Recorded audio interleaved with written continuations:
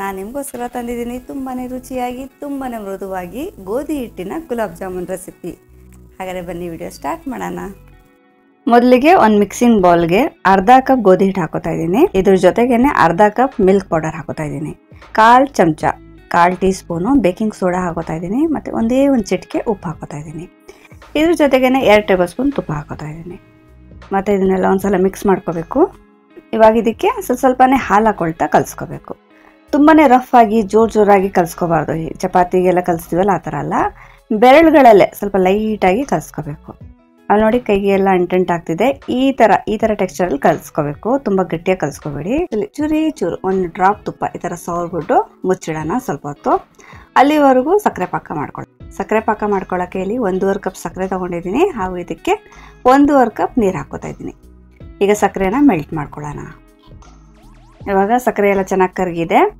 ಸಕ್ಕರೆ ಮೆಲ್ಟ್ ಎಲ್ಲ ಆದಮೇಲೆ ಚೆನ್ನಾಗಿ ಒಂದ್ಸಲ ಕುದಿಸ್ಕೊಬಿಟ್ಟು ಇಳಿಸ್ಕೊಂಡ್ರೆ ಸಾಕು. ಒಂದು 5 ನಿಮಿಷ ಕುದಿಸ್ಕೊಂಡಿದ್ದೀನಿ. ಇವಾಗ ಸಕ್ಕರೆ ಪಾಕನೂ ರೆಡಿ ಆಗಿದೆ. ಇವಾಗ ಹಿಟ್ಟು ನೋಡೋಣ. ಒಂದು 5-10 ನಿಮಿಷ ಆಗಿದೆ. ಇದು ಚೆನ್ನಾಗಿ ಇನ್ನೂ ಸಾಫ್ಟಾಗೇ ಇದೆ. ಆಮೇಲೆ ಇದು ಟೆಕ್ಸ್ಚರ್ ನೋಡಿ, ಈ ಥರ ನಾರ್ನಾರಾಗೇ ಇರಬೇಕು, ಡ್ರೈ ಆಗಿಲ್ಲ. ಈಗ ಇದನ್ನು ನೋಡಿ ಈ ಥರ ಕೈ ಮೇಲೆ ಈ ಥರ ಇಟ್ಬಿಟ್ಟು 2 ಕೈಯಿಂದ ಪ್ರೆಸ್ ಮಾಡಬೇಕು ಫಸ್ಟು.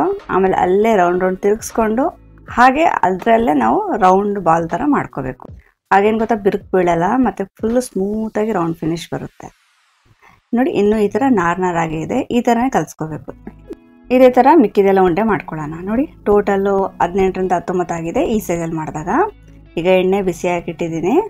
ಮೀಡಿಯಮಾಗಿ ಬಿಸಿ ಮಾಡ್ಕೋಬೇಕು. ತುಂಬ ಜಾಸ್ತಿ ಹೊಗೆ ಬರೋ ಥರ ಬಿಸಿ ಮಾಡ್ಕೋಬಾರ್ದು. ಈಗ ಒಂದೊಂದಾಗೆ ಉಂಡೆ ಹಾಕ್ಕೊಳ್ಳೋಣ. ಮತ್ತು ಎಣ್ಣೆ ಒಳ್ಳೆ ಕ್ವಾಂಟಿಟಿಯಲ್ಲೇ ತೊಗೋಬೇಕು. ಯಾಕಂದರೆ ಎಲ್ಲ ಗುಲಾಬ್ ಜಾಮೂನ್ ಮುಳುಗಬೇಕು. ಆಗಲೇ ಎಲ್ಲ ಕಡೆಯಿಂದ ಕರೆಕ್ಟಾಗಿ ಒಳ್ಳೆ ಕಲರ್ ಬರುತ್ತೆ. ಇಲ್ಲಾಂದರೆ ಒಂದು ಕಡೆ ಲೈಟು ಒಂದು ಕಡೆ ಡಾರ್ಕ್ ಬರುತ್ತೆ. ಮತ್ತು ನಿಧಾನವಾಗಿ ಈ ಥರ ತಿರುಗಿಸ್ಕೋಬೇಕು. ಮತ್ತು ಗುಲಾಬ್ ಜಾಮೂನ್ನ 2 ಬ್ಯಾಚಸ್ಸಲ್ಲಿ ನೀವು ಫ್ರೈ ಮಾಡ್ಕೊಳ್ಳಿ. ಯಾಕಂದರೆ ಒಳ್ಳೆ ಸ್ಪೇಸ್ ಬೇಕು ಅದಕ್ಕೆ ಫ್ರೈ ಆಗೋಕ್ಕೆ. ನೋಡಿ ನಾವು ಉಂಡೆ ಹಾಕ್ತೀವಲ್ಲ ಆವಾಗ ಫ್ಲೇಮ್ನ ಲೋ ಆಗಿ ಇಟ್ಕೋಬೇಕು. ಉಂಡೆ ಎಲ್ಲ ಹಾಕಿದ್ಮೇಲೆ ಮೀಡಿಯಮ್ ಫ್ಲೇಮಲ್ಲಿ ಬೇಗ ಫ್ರೈ ಮಾಡ್ಕೊಂಡು ತಕ್ಕೋಬೇಕು.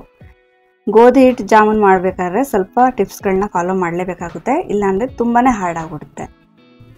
ಇದೇ ರೀತಿ ಮಿಕ್ಕಿದ ಉಂಡೆನೂ ಫ್ರೈ ಮಾಡ್ಕೊಳ್ಳೋಣ. ಎಲ್ಲ ಜಾಮೂನ್ಗಳನ್ನೂ ಫ್ರೈ ಮಾಡ್ಕೊಂಡಿದ್ದೀನಿ. ಇದನ್ನು ತಕ್ಷಣ ಸಕ್ಕರೆ ಪಾಕಕ್ಕೆ ಹಾಕ್ಕೋಬೇಕು.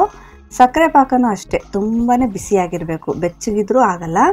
ಅಕಸ್ಮಾತ್ ತಣ್ಣಗಾಗ್ಬಿಟ್ರೆ ಸಕ್ಕರೆ ಪಾಕನ ಒಂದ್ಸಲ ಕುದಿಸ್ಕೊಳ್ಳಿ. ತುಂಬಾ ಸುಡೋ ಬಿಸಿ ಇರಬೇಕು. ಆಗಲೇ ಜಾಮೂನ್ ಒಳಗೆಲ್ಲ ಹೋಗುತ್ತೆ ಕ್ಲೀನಾಗಿ ಸಕ್ಕರೆ ಪಾಕ. ಜಾಮೂನ್ಗಳನ್ನೆಲ್ಲ ಈ ಥರ ಹಾಕ್ಬಿಟ್ಟು ಮುಚ್ಚಿಬಿಟ್ಟು ಒಂದು 5ರಿಂದ 6 ಅವರ್ ಬಿಡು. ನೋಡಿ 5ರಿಂದ 6 ಅವರ್ ಆಗಿದೆ. ಚೆನ್ನಾಗಿ ಹೀರ್ಕೊಂಡಿದೆ ಸಕ್ಕರೆ ಪಾಕ. ಮತ್ತು ಜಾಮೂನು ಅಷ್ಟೇ ಸಾಫ್ಟಾಗಿದೆ.